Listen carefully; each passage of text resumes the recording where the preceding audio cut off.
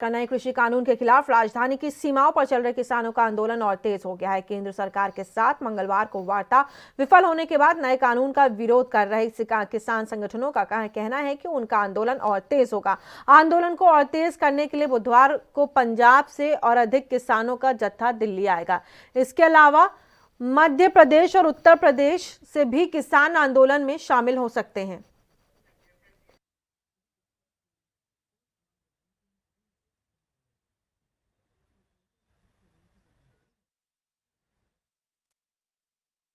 को वहीं बता दें हम कि सरकार से वार्ता विफल होने के बाद ऑल इंडिया किसान समन्वय समिति के प्रवक्ता आशुतोष ने कहा है कि जब मांगे नहीं मान ली जाती तब तक आंदोलन जारी रहेगा। उन्होंने कहा है कि 3 दिसंबर को भी सरकार के साथ वार्ता की जाएगी और उम्मीद करते हैं कि उसमें सरकार किसानों की मांगों को पूरा करते हुए दिखाई देगी।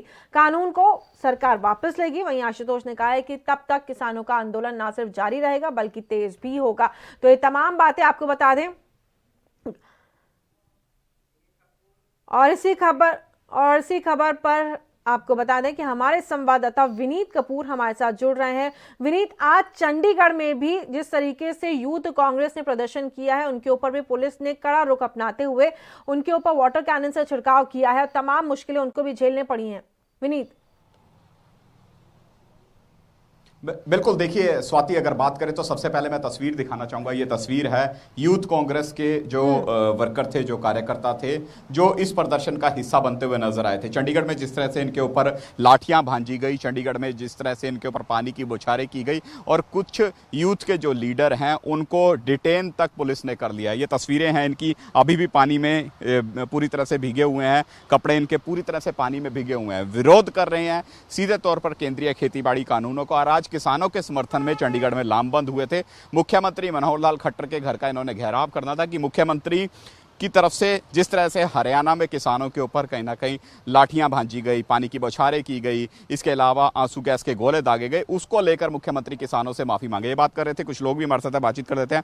सर, सबसे पहले आज की इस कार्रवाई को, पुलिस की कार्रवाई को, और उस दिन जो पुलिस की कार्रवाई थी उसको किस तरह से देखते हैं? लगता है कि आंदोलन को दबाने के लिए पुलिस को आगे किया जा रहा है, चाहे राज्य सरकार की बात करें या फिर चाहे हम केंद्र सरकार की बात करें?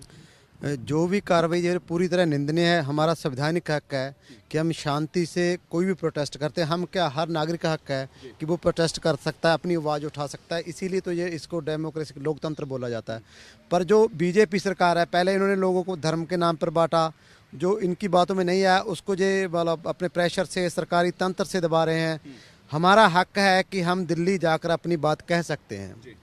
कानून किसानों के लिए बनाया, जब ये किसान को पसंद नहीं तो मोदी साहब कैसे कह सकते हैं ये कानून अच्छा है? हमें मालूम है खेती कैसे होती है, उस प्रोडक्शन कैसे होती है, कितना उसमें प्रॉफिट होता है, कितना लॉस होता है, और वो हमें समझा रहे हैं।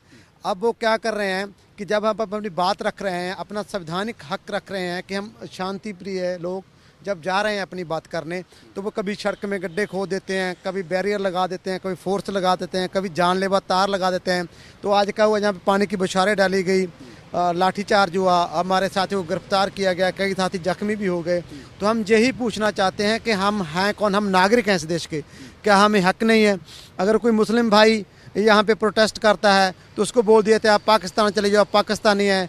अगर पंजाब के लोग प्रोटेस्ट करते हैं तो उसको बोल दिया जाता है, इल्ज़ाम लगाते हैं कि आप खालिस्तानी हैं। भाई, हम इस देश के नागरिक हैं, हमें हक है। जितना हक आपको है, आप सत्ता में बैठे हैं, जितना हक आपको है उतना हक ही हमें है कि हम अपनी आवाज़ उठा सकते हैं। अगर आप हमारी आवाज़ नहीं सुनना चाहते तो ये आपकी गलती है, हमारी नहीं। बिल्कुल, देखिए सीधे तौर पर बड़ी बात की है कि जिन किसानों के लिए आप कानून लेकर आ रहे हैं, अगर उन्हीं कानूनों को किसान जो है वो पसंद नहीं कर रहे, उन्हीं कानूनों पर किसानों की ये प्रतिक्रिया है कि ये जो कानून है ये खेती को खुशहाली की तरफ नहीं बल्कि बदहाली की तरफ लेकर जाएंगे, तो ऐसे कानून लागू करने का क्या मकसद है केंद्र की, मोदी सरकार का? ये सवाल आज पूछते नजर आ रहे हैं। लेकिन लगातार बैठकों का दौर जारी है। कल की बैठक विफल रही, आगे भी कहा जा रहा है कि 3 तारीख को एक और, यानी कल फिर एक और बैठक होगी और उसमें अमित शाह भी शामिल हो सकते हैं। लगता है कि इस तरह की बैठकों का नतीजा निकलेगा या फिर केंद्र को पहले अपने रवैये में बदलाव करना पड़ेगा, उसके बाद वो किसानों के साथ बैठें ताकि इस समस्या का हल हो और जो किसान अपनी खेत खलियान छोड़कर, अपने घर बार छोड़कर आज बॉर्डर पर लगे हुए हैं, मोर्चे वहां पर उन्होंने खोले हुए हैं, उनको भी राहत मिलती नजर आए। मैं आपको एक बात बता देना चाहता हूँ कि बीजेपी अपनी आदत से मजबूर है। वो हमें इनविटेशन नहीं दे रही, वो बार बार हमें बुला के हमारी इंसल्ट कर रही है, किसान जथेबंदियों को बेइज्जत कर रही है, और वो ये शो करना चाहती है मीडिया के सामने, देश के सामने, कि हम तो इनसे बात करने के लिए तैयार है, पर ये नहीं मान रहे। हर बार वो बैठ कर बुलाती है, पर कभी भी उन्होंने चर्चा नहीं की हम इसमें कोई कानून में कोई सुधार करेंगे या इसको वापस लेंगे। वो अपना पक्ष आगे रखती है, किसानों का पक्ष नहीं सुनती। उनका एक ही मकसद है कि बार बार मीटिंग बुलाओ, बार बार इनकी एक इमेज क्रिएट कर दो किसानों की कि ये अड़ियल स्वभाव के हैं, ये अड़े हुए हैं, ये बात नहीं मान रहे, हम बात करना चाहते हैं। अगर मोदी जी इसमें कुछ सुधार करना चाहते तो मन की बात में ना बोलते कि ये कानून बहुत अच्छे हैं। जब सारे देश के किसान सड़कों पर निकले हैं तो प्रधानमंत्री बोल रहे हैं कि ये कानून अच्छे हैं। जब लोग दिल्ली में प्रोटेस्ट कर रहे हैं तो दिल्ली सरकार उन्हीं कानूनों को लागू कर देती है।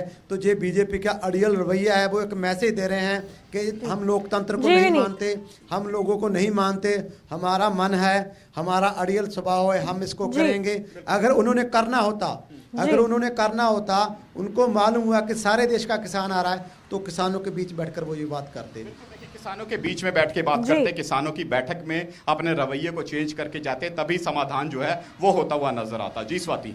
जी विनीत, इन तमाम जानकारियों के लिए बहुत बहुत धन्यवाद। आपने तमाम जितने भी यूथ कांग्रेस के लोगों से बात की, उन्होंने भी अपनी दिक्कत सामने रखी कि क्या कुछ परेशानियों का सामना उनको करना पड़ रहा है। देश दुनिया की खबरों के लिए ANB न्यूज को सब्सक्राइब करें और बेल आइकन दबाएं।